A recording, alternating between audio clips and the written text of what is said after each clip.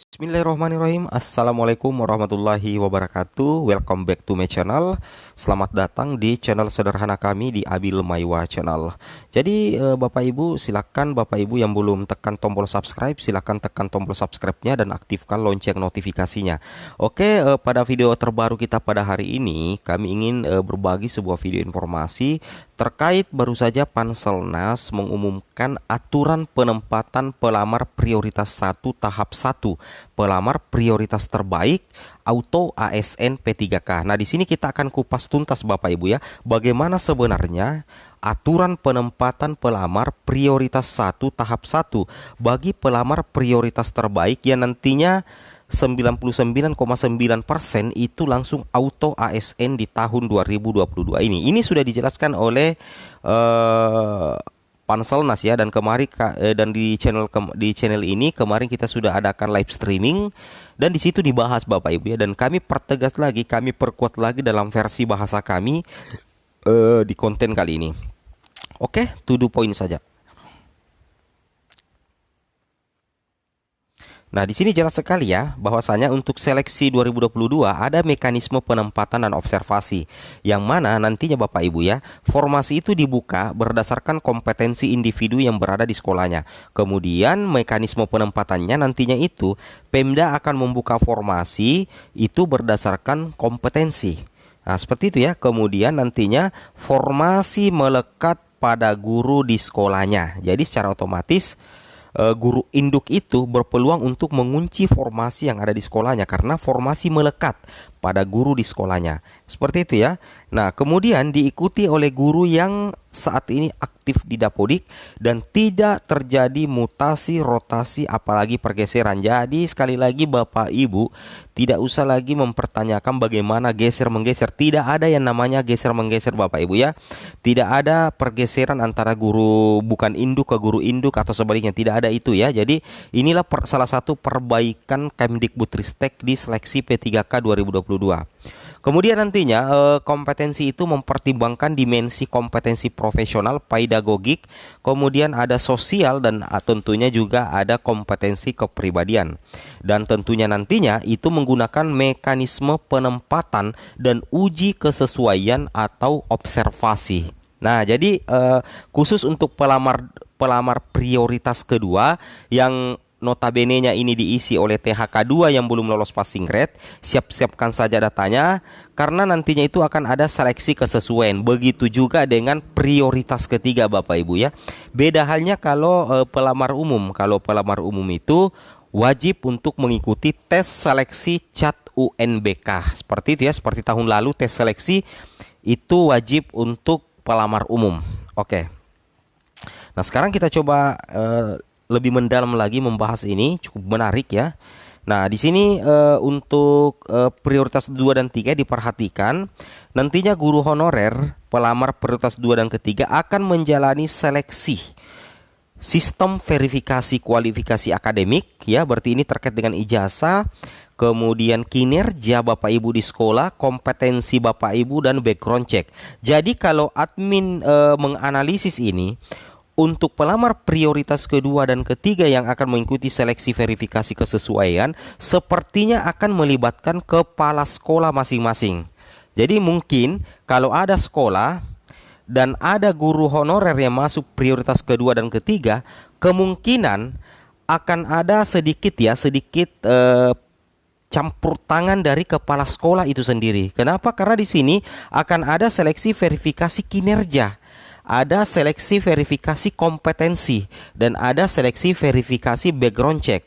Dan dari ketiga aspek ini, mulai dari poin 2 sampai poin 4, di antara yang bisa memeriksa, kepala sekolah itu sendiri yang paling dekat Bapak Ibu ya.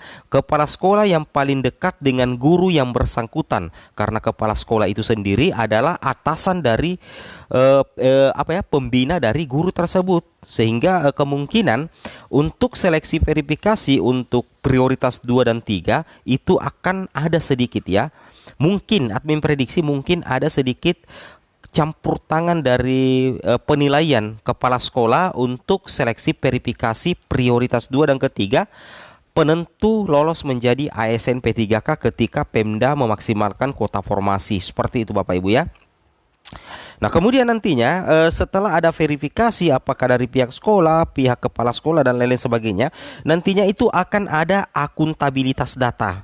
Nah, akuntabilitas data ini itu nantinya di-verif di Pemda, kemudian nantinya dikirimkan ke Kemendikbudristek yang nantinya full verifikasi di situ. Jadi semua data-data mulai dari kualifikasi, kinerja, kompetensi dan background check itu akan diverifikasi tuntas oleh Kemendikbudristek.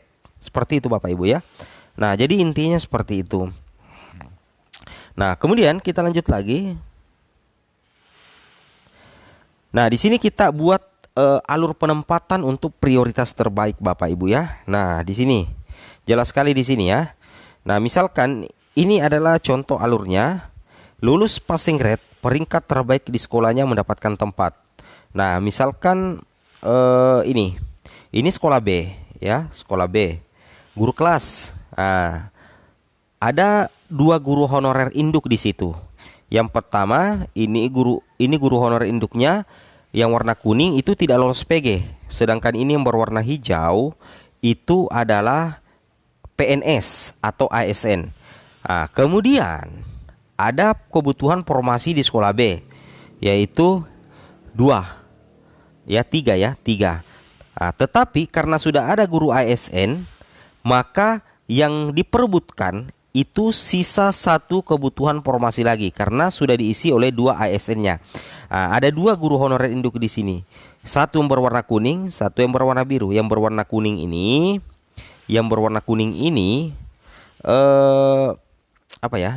tidak lulus passing grade.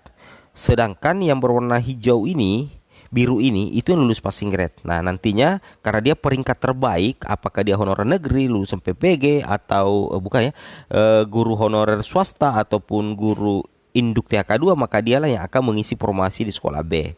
Nah, jadi saya sedikit mengubah ilustrasi yang dipaparkan kemarin Pansel. Nah, saya sederhanakan di sini. Nah, kemudian di sini juga Bapak Ibu ya diperhatikan. Sebenarnya di sini ada yang berwarna hijau juga di sini, ada yang berwarna hijau. Nah, di sini anggaplah ada 3 formasi juga di sekolah C. Jadi yang kuning ini guru honorer induk itu tidak mengisi formasi karena tidak lulus. Sedangkan ada 2 ASN di sini, berarti kebutuhan tersisa 1 Bapak Ibu ya. Kebutuhan tersisa 1 yang diperebutkan oleh 2 guru honorer induk ini. Nah, ternyata dicek datanya sama-sama lolos passing grade dan sama-sama prioritas 1. Nah, sedangkan kuota yang diperebutkan itu tersisa 1 Bapak Ibu ya. Nah, bagaimanakah solusinya? Solusinya adalah dilihat dulu kategorinya apa. Ternyata kategorinya berbeda. Kategori sama-sama prioritas 1 tetapi berada di kategori yang berbeda. 1 THK 2 lolos passing grade, 1 guru honorer negeri lolos passing grade. Nah, kalau diurutkan maka secara otomatis yang menjadi peringkat terbaik adalah yang berwarna biru, yaitu lulusan THK 2, guru THK 2. Jadi guru THK 2 inilah nantinya yang mengisi tempat 1 slot formasi di sekolah C. Nah, jadi kemudian bagaimana nasib guru passing grade yang satunya di sekolah C yang tidak menempati formasi karena diambil oleh THK 2. Tidak usah khawatir, nantinya guru tersebut itu tidak kemana-mana Bapak Ibu, tetap mengajar di sekolah C, tetapi datanya itu akan dibawa ke cloud atau di database. Bukan di keranjang, tapi di database. Kemarin yang dikatakan oleh Panselnas keranjang itu terlalu kasar ya, apalagi ini guru. Kita katakan saja database. Nah, jadi nantinya guru yang lolos passing grade tetapi ternyata tidak mendapatkan formasi di sekolah induknya nanti itu akan ditampung dulu di database. Kemudian nantinya akan dilihatkan sekolah mana saja yang di daerahnya yang masih kekurangan guru. Nah, seperti itu ya. Logikanya seperti itu. Jadi sekolah mana aja yang kekurangan guru di sekolahnya. Nah, jadi disimpan dulu di database untuk sementara waktu. Nah, sampai kapan? Sampai kapan ini disimpan di database? Ya, seperti itu. Itu semuanya Bapak Ibu ya. Semuanya itu tergantung usulan kuota formasi oleh Pemda. Kalau Pemda mengajukan formasi maksimal, maka semua guru prioritas itu bisa lolos auto ASN tahun 2022. Ya, seperti itu logikanya. Dan Panselnas juga tidak bisa berbuat apa-apa lagi kalau misalkan Pemda tidak mengajukan formasi. Dan kemarin di live streaming ada surat edaran resmi dari Kemenpan RB, pembukaan kembali pengusulan tambahan formasi melalui aplikasi e-formasi. Nah, itu yang seharusnya dimaksimalkan oleh Pemda Bapak Ibu ya. Oke, mungkin cukup sampai di sini informasi kami. Assalamualaikum warahmatullahi wabarakatuh.